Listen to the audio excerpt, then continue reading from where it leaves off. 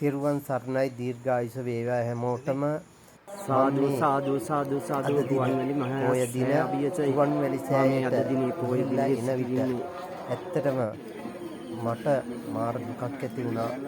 මගේ ඉස්සරහට අවුරුදු 25ක විතර කෙනෙක් කෙනෝ. ඒ කෙනාගේ කකුල උස්ස ගන්න බෑ. විඳින්න ඕන කාලේ විඳවනවා. මිනිස්සු පෙර කරපු කරුණේ. නමුත් මේ මිනිස්සයාට කකුලට බරක් දීලා වාරුවක් ගන්න බෑ.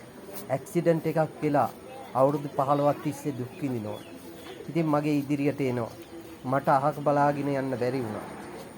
සිල් අරගෙන හිටියත් මට ඒ කෙනාට පිහිටක් එන්න හිතුණා ඒ වෙලාවේ. ඒ වෙලාවේ මම නැවතිලා ඉවර වෙලා පුතේ මොකද වෙලා තියෙන්නේ? ඇයි උස්ස ගන්න බැරි කකුල කියලා ඇහුවට පස්සේ මේ ඇක්සිඩන්ට් එකක් වෙලා කියලා කිව්වා. ඒ වෙලේ මම නැවතිලා ඉවර වෙලා පඩියෙන් උඩට නග්ගලා ඉවර වෙලා මං මේ මිනිස්සයව සුව කළා. කකුල උස්ස ගන්න පුළුවන් විදියට මං හදා දුන්නා.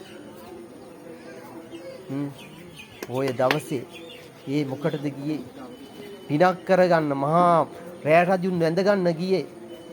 ඒ වෙලේ ඒ වගේ තැනකට යනකොට එක සිතින් යන්නේ සිතුවිල්ල මගේ ලෙඩේ සුවපත් වෙන්න කියලා හිතාගෙන සුවපත් කරගන්න කියලා.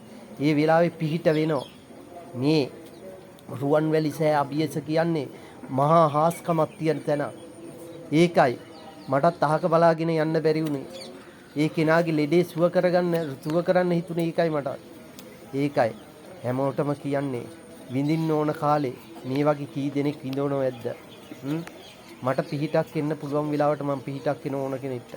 මං සිල්රෙද්දෙන් හිටියයි කියලා මට ඒක අහක බලාගෙන යන්න බෑ. ඒ කෙනා විඳින දුක දැක්කට පස්සේ නැවෙන්න බෑ. කකුල උස්ස ගන්න බෑ. අඩිය තියා ගන්න බෑ. ඉඳ ගන්න බෑ. ඉතින් ඒ වගේ කෙනෙක්ට පිහිටක් එනෝ කියන්නේ මේ ආත්මේ අපි චරගන්න පිනක්.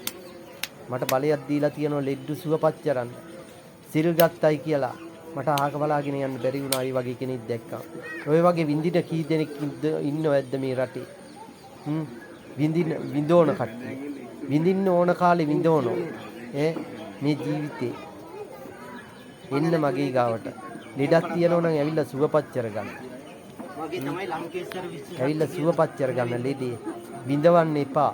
ඔය වගේ විඳෝන කී දෙනෙක් ඇද්ද? ඒ කෙනාට හරි පුදුමයි.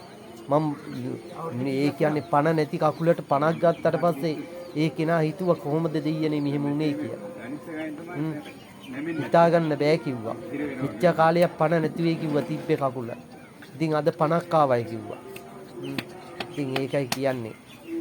මේක හැමෝටම කියන්නේ හැමෝම හිතනවා මේවා මේ විශ්ව සත්‍ය කියන්නේ බොරුවක් කියලා. බොරුවක්ද ඇත්තක්ද කියලා බලන්න ඉන්න. ඇවිල්ලා ඉවර වෙලා ලෙඩක් තියෙනවා නම් සුවපත් කරගන්න. විඳවන්න එපා. විඳින්න ඕන කාලේ විඳවලා හරියන්නේ නැහැ. පෙර කර්ම වලට තමයි ඉතින් මේ දේවල් එන්නේ. නමුත් මේ කර්මෙන් මිදෙන්න ඔබත්. තෙරුවන් සරණයි දීර්ඝායුෂ වේවා.